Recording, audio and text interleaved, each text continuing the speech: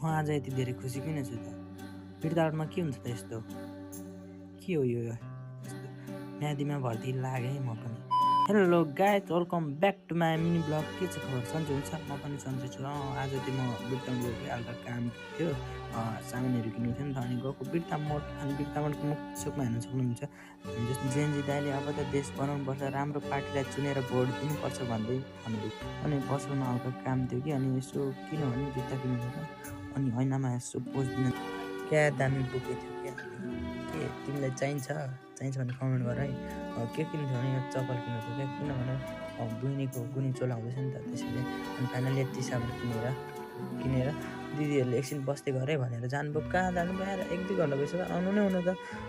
Finally एकछिन पछाडि आउनुभयो। अनि आएपछि म पनि चढ्दै जान थालेँ। अनि त्यसपछि बिनाजुले भन्नुहुँदै थियो बोकायो होला है भनेर भन्नुभयो। अनि जुन चटपटे खाना ल त, अनि चटपटे पनि आयो। खासै मिठो त भएन, त्यही पनि खानु त परिगयो भनेर अब खाइवरी घरतिर लान थालेँ। यस्तो भ्यू हेर्दै 40 दिनको लागि भए पनि म पनि म्याथमा भर्ती लागेँ।